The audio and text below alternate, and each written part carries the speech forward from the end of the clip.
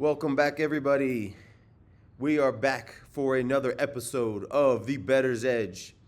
Guys, before I get started, like the video, subscribe to my channel. Where do I begin, guys? Let's start with the weekend. A 3-1 weekend once again, guys. That's 2 weekends in a row. We go 3-1. 1-1 in college football, just as we did last weekend, the week before, and 2-0 in the NFL, just like we did the week before. Let's start with the 5-star banger, guys. Absolute easy money. I talked to you guys about it on Friday in the lead up to this game. I spoke about it in the video, think Lamar was playing, as I think just about everybody else anticipated as well. But guess what? Even with Snoop Huntley, the Baltimore Ravens covered 6.5. That's how easy this game was, guys. It was a 5-star, the very first 5-star I released on this channel for a reason. I talked about two different things in the lead up to this game, guys. Number one, I talked about the Bears. The Bears are not a very good football team. They're a decent football team, but they're not very good. They were coming off the back of 3 consecutive wins. All 3 of those victories were unimpressive. None of them led me to think anything remotely close to thinking highly of this football team in Chicago. Factor that in with how poor that defense is, with how poor they are from a health standpoint on defense, and then you factor in the Ravens. I talked about it in the lead up to the game, guys. That defense is slowly but surely starting to improve. It was impossible for them to get any worse. They were horrific for the first portion of this season, and they played significantly better yesterday, as I anticipated. The Ravens' offense with Snoop Huntley yesterday were unstoppable. Just imagine, guys, what the score of this game would have been had Lamar Jackson played. I told you guys I anticipated a 15 to 20 point victory yesterday. That was with Lamar playing. They ended up winning by 14 without Lamar Jackson. Snoop couldn't find the end zone for the first 3 quarters for the most part. They had a takeaway at the end of the game that got them into the end zone, and then they had a late drive that also got them into the end zone. Had Lamar Jackson been playing, they would have dropped the 40 burger on the Bears yesterday. No ifs, ands, or buts about it. It was a 5-star for a reason, guys. It was very close, very, very close to a game of the year type of play. I took the Ravens every which way possible, guys. I took them minus the points. I took them on the money line. I parlayed them. I parlayed them in different games on Saturday. I parlayed them with the Dodgers. I loved the Ravens this weekend more than any NFL bet this entire season. There was a reason for that, and we saw that transpire at the bank yesterday in Baltimore. Guys, it was a 3-1 weekend like I mentioned. I'm in the green every single weekend. There hasn't been one weekend, Saturday and Sunday, since I've been on this channel that I haven't been on the green. Make sure you guys are following my bets each and every single day, but especially on the weekends, because I'm absolutely hammering college football and NFL at the moment, and I'm going to continue to do so. Let's get into tonight, guys. We have a decent slate of action entertainment-wise. 2 very, very interesting games. Let's start with Monday Night Football with the Kansas City Chiefs, guys. I've spoken about both of these teams on this channel leading up to this game. We have the Washington Commanders on the road getting 11.5 points at the Kansas City Chiefs. Obviously, the Washington Commanders are missing Jaden Daniels. That's a massive injury for their offense. They're getting back a couple of players in Debo and in Terry McLaurin. That's going to help their offensive production, you would imagine. Then you have the Kansas City Chiefs. Guys, this Kansas City Chiefs team right now is rounding into form. I talked about this team the last 2 weeks on this show.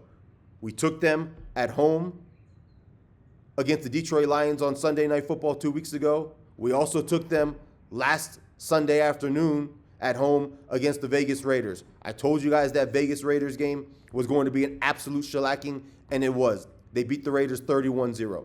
This offense in Kansas City is now healthy. I think they might be missing Simmons, their offensive tackle for tonight. But from a weapon standpoint, they're as healthy and as full, if you will, because Rice wasn't injured. He was suspended. They're as full from an offensive personnel perspective as they have been all season long. When you're looking at the actual numbers of this game, guys, Kansas City Chiefs minus 11.5, total 48.5, depending on where you shop. Those two figures are about right. There's not a massive edge on either side here, guys. The Kansas City Chiefs, especially without Jaden Daniels playing for the Commanders, are a significantly better team than the Washington Commanders. However, laying 11.5 points in this spot is a huge number. And I don't say that to lean you guys towards taking Washington. Washington is not an option tonight, and I'll get into the reasons for that here in just a second. However, I talk about it a lot. When you're laying double-digit points, you always have to be cognizant of the back door being open. That means if Kansas City's up 14, 15, 16, 17, 18 points late in the game, even 20 points late in the game, and the game is all but over, the back door is open. And when you're dealing with a competitive team like the Commanders, who are in a little bit of a slump right now, and they're not going to end up winning this game, but from Dan Quinn's perspective, they're going to want to fight for 4 quarters. You really have to be conscientious of laying a big number like that in the NFL, and I wouldn't advise doing it. If you force me right now to make a prediction, I would probably lean towards the Kansas City Chiefs covering this number, but I wouldn't advise you guys to bet it. The same thing for the over. If you force me to make a prediction, I would lean towards the over 48.5. But that's not where I find the edge in this game for 2 different reasons. Number one, the Kansas City Chiefs defense is elite. Spags is probably my favorite defensive coordinator in the entire NFL. He's going up against a backup quarterback, number one, who's not very good. And he's going up against an offense right now that is struggling just a little bit. And of course, as I mentioned, they're getting some weapons back and they're losing their quarterback. So it's, a net negative in my opinion. But that offense is really sputtering. They didn't do much of anything last week against the Dallas Cowboys. The Dallas Cowboys are the worst defense, in my opinion, in the entire NFL. The Cowboys shut down their run game, which is shocking because the Broncos just went for 10 yards a carry for basically 4 quarters yesterday against the Dallas Cowboys defense. And the Cowboys were able to shut down their passing game. The Cowboys had them under 20 points deep into the 4th quarter last week. I think they were at like 16 or 17 points, barring a late touchdown that Mariota got them into the end zone. So what I'm saying here, guys, is this Washington offense probably isn't good enough to really give the Chiefs too much of a concern defensively, which is why I lean the Chiefs, and I'll get into why I lean on the over here. But that's what has me a little bit conscientious about advising you guys take the over 48, because I wouldn't be shocked whatsoever is if for the first 3.5 quarters of this game, the Commanders really struggle on offense and the Chiefs are up 17 to 20 points. I wouldn't be shocked if we're looking at a 27-10 type of game early in the 4th quarter. And then you're really fighting to find another 11 plus points to get this game to go over. So where is the edge, you ask? There is an edge here, guys. This Washington Commanders defense is atrocious. Number one, from a personnel perspective, they're not very good. Number two, they're regressing from last season, which is expected. And I'll get into that in just a second. This defense played over their heads last year. Their head coach is a defensive head coach, Dan Quinn. We all know that. Dan Quinn is known, absolutely known, for his defenses coming in year one, improving, from where they were the year prior without him, and then regressing each year thereafter. It happened in Atlanta, it happened in Dallas, and now it's happening in Washington. So you have a very poor Washington defense. Keep in mind the Cowboys dropped the 40-burger on them very easy. Yes, the Cowboys in Dallas are probably the most explosive offense in the NFL. I don't think you're getting that level of offense with the Chiefs, even in Kansas City right now. However, this Kansas City Chiefs offense, especially at home, now that they're healthy, over the course of the last 3 or 4 games, this team is putting up 28-plus points each and every single week. The Kansas City Chiefs offense is going to move the ball at will against Washington. I assure you guys, 100%, the Washington defense will have no answers for the Kansas City Chiefs offense.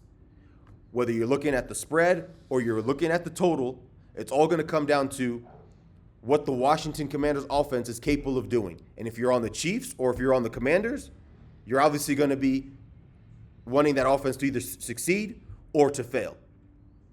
If you're on the over, the same thing for the Washington offense. You're either going to want them to succeed if you're on the over. If you're on the under, you're going to want them to fail. I don't think the Washington Commanders offense is going to do all that much.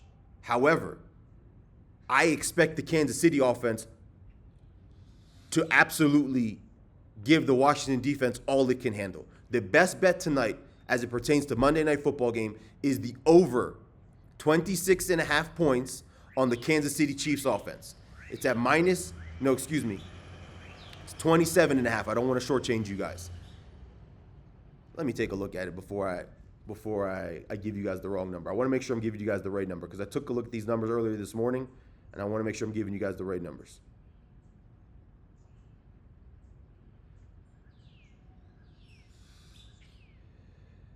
Team props on DraftKings. It is 26.5. You can get 26.5 at minus 205 on DraftKings right now. That's the best bet on the board either game. And I'm going to get into the baseball game here in just a second. The Kansas City Chiefs offense is putting up 27-plus points tonight, no questions asked. They're going to most likely surpass 30. But because there's a chance that this game is an absolute blowout, there's a chance that this game is at 27, 28 points for the Chiefs, and the Skins are at 10 or something like that, and the game just ends right there, where the Chiefs aren't forcing the issue, trying to put more points on the board, and they just run out the clock. Because of that possibility, I don't want to tell you guys to take their full game over 30.5, 31, whatever the case is. That's most likely going to go over anyways. I think the Chiefs are going to score into the 30s tonight. But the best bet on the board for Monday Night Football is the Kansas City Chiefs over 26.5 points, minus 205 on DraftKings. There's an edge there on both numbers, guys. You're getting over 26.5 at a price that's unbeatable. This number is minus 250, 275 at other books right now. That's what the true price of this game really is. If you want to take a look at over 27.5, minus 155, that's also available on DraftKings. That's also a fantastic bet. But 27 is obviously a very common number in the NFL. And I don't want this game to finish on 27 because of bad luck, and then we miss out on a winner. Take it a little bit conservative. Lay the minus 205 over 26.5 is the best bet on the entire board for tonight. Let's get into Game 3, guys. Major League Baseball of the World Series. What a World Series we have going here for us, guys. I talked about it in my preview. You saw it in Game 1. You also saw it in Game 2. We're now going into Game 3. We have Tyler Glasnow at home against Max Scherzer for the Toronto Blue Jays. The Los Angeles Dodgers are laying minus 185 here, guys. I talked about it in the World Series preview.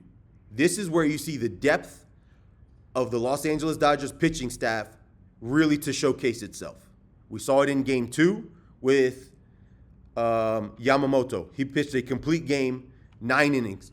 Back-to-back complete game performances from him. He's been outstanding this postseason for the Dodgers. Guys, the Dodgers are going to win this game. They're going to win this series. There's too much depth in that pitching rotation. The true odds on this game are probably closer to 200, so there's a small edge here on the Dodgers. The play of the day for this baseball game is to take the Dodgers minus 185. It is a small play. It is not as big as an edge as there is in the Monday Night Football game with the Kansas City Chiefs. The best bet, as I mentioned, on this entire card is the Chiefs over 26.5 points minus 200. The second best bet on today's card is the Dodgers money line.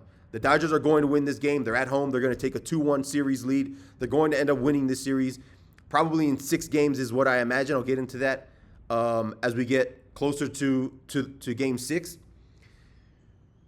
But the Dodgers just have too much pitching for the Toronto Blue Jays. You saw their offense really explode in game 1. They were able to get that pitch count high and get into that Dodgers bullpen.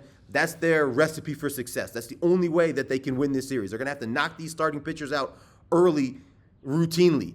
That's not going to happen tonight, guys, with Tyler Glasnow. He's going to give them a good enough performance to get into the 6th or 7th inning, and they're going to have enough arms out of that bullpen to close out this game. It's probably going to be a tight game. I expect both teams to show up. I don't have a huge edge on the total here in this game either way, not on the over and not on the under. I'd probably advise you guys to stay away from that. It's really going to be dependent on how much each of these bullpens have to pitch. And that's a little bit unpredictable right now because Scherzer put on an outstanding performance his last time out. I don't expect him to be that good this time. If the Dodgers are able to get into their bullpen early, this game could go over, which I probably expect them to get into their bullpen early. But if they can't, then this game will go under.